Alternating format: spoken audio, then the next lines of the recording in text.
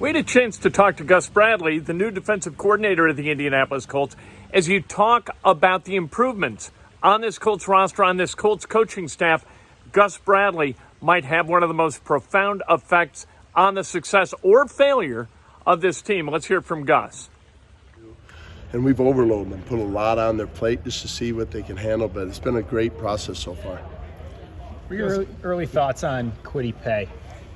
It's tough. We're doing a lot of walkthrough when we see him and team, but just an individual, just a part of his, a little bit different philosophy, what we're doing up front now, right, as far as the get off and stuff like that. But he's really taking part of that. And you see his skill set and his speed and overall athleticism. So I think we'll have a better judge in training camp when we actually go team, sure, full speed. But, what he's asked of doing right up to this point has been good. How much you know of him, does his, what you've seen on tape of him, does his skill set fit well with what you're going to have him do, because he's got a power, he's a power guy. Yeah, right? He is, because we have like a Leo type and then we have a left end type, and you're looking for those combination types guys. So, he fits in nice with us because he has some speed, athleticism, but that strength also to hold a point up that you need from a big end or a left end. How much does the stuff you've learned about the players this week inform like how your scheme might change a little bit to fit them? I think it is. We're doing a lot of things just to see what they do well in,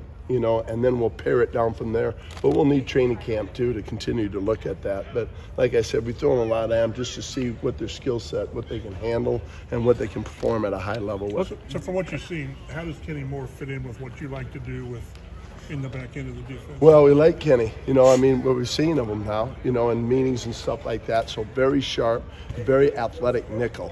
And, to have that skill set. He can, play the run. He can blitz, good in man coverage, zone coverage. So to have a player like that and that capabilities is always an added bonus, especially at the nickel spot. How does the scheme... Go ahead. I was just going to say, are all those roles a part of the nickel in your scheme? That's right. Because we'll ask them, and again, based on their skill set. If they're a really good blitzer, then we like to bring them. If they're productive at it. So, and he has that ability. How does Stephon Gilmore's skill set fit what you want to do in the back end? Well, he can play either side. He could be a read corner for us. He could be that zebra corner. And, and he's shown it. He's had past, where you look at all his production, ability to play press coverage like we like to play, aggressive on the perimeter. He's shown that on tape. And he brings that veteran presence too. You mentioned the get off with Kwity was much different. Specifically, how so than maybe the last game or what he's used to? Well, I think it's just, right now, that's the big emphasis for us is the get off and the disrupt up front. Kind of let them loose a little bit, all those guys up front. Obviously, it's not chaos, but, just the mindset of get off and, set the line of scrimmage. And, to affect the quarterback this day and age, you got to be able to affect the quarterback, and it starts with a good get off. How has the usage of the slot corner changed since you got into the league? Well, I think it's by team. Some teams, they're a zone team. Now they just ask it. It's almost like another safety out there. Right. But now all of a sudden it's evolved to where, boy, you want to play man. You have to play man on first and second down. Especially on third down, some of those tight corners. So he's got to have that ability. And then you're going to play some split safety. So now he's involved in the run fit. And it gets noisy in there for some of the guys, so that part's a little different. Well, I remember many years ago in 2006-07, we had Rondé Barber when I was at Tampa. We asked a lot of him. He played corner, and then he came inside and played nickel and did all those things. And he was a guy that had, 20 and 20. Right. So that's ideally a guy like that. But you see a lot of the same skill set in Kenny. Has your scheme always been attack oriented up front? Did you guys ever play a lot of read? Because when I talked to Nate, it sounded like this is pretty much just go. Yeah, I would say that, there's different styles, right? Yeah. I think no one thinks in the NFL you're just a read front. Yeah. There's some that are more penetrating and there's some that are more attacking. And I think this would be more of a penetrating front. Okay. But Nate might say, hey, this is attacking. We want to get off the ball and attack, but I think that it's hopefully a more disrupting, penetrating style of defensive line play where they're playing on the other side of the line of scrimmage.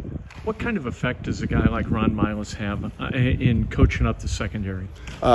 Extremely talented. Extremely talented. I think the players feel it. I know a lot of, even my conversations with Chris Ballard, just that he's a very good technician. He's got a lot of wisdom, coached for a lot of years in the NFL, coached a lot of good players, so has that instant credibility with the players. But, is very strict with how he wants to coach it and how he teaches it. And, it is a precision league, and he believes in that strongly. But he's very effective with those guys. On a real elementary fan level, what are we going to see that's different from the defense under you, Gus, from under Matt? Well, I don't know. I think there's a lot of the same core principles probably without, getting too heavy into it. We both believe in fundamentals and technique and things like that, so that part. But it is different on the perimeter. We're more of a single safety, so we ask our corners to be more aggressive. We put them on an island. We're going to play press man as much as we can out there, as long as the situation allows us to. So, we want to be aggressive on the perimeter with those guys. And, so that part is, more our style. I can't speak as far as for Flus. Versatility and safety, how important is that for you? Pretty versatile, but you'll see that, we have strong safeties and we have free safeties. And we believe that the mother of learning is repetition. And so we want to keep them in their same spot so they get reps over and over again, especially with a young player like a guy like Nick, who's getting a lot of reps in there. Is he free or strong? We're moving him around, but he's playing a lot of strong safety right now for us. That's Gus Bradley. What a really good interview Gus Bradley is. Fun to hear him talk defense, fun to hear him talk about his staff and his roster on the defensive side of the ball. They have upgraded in a number of spots, and I think Gus Bradley is one of the most profound.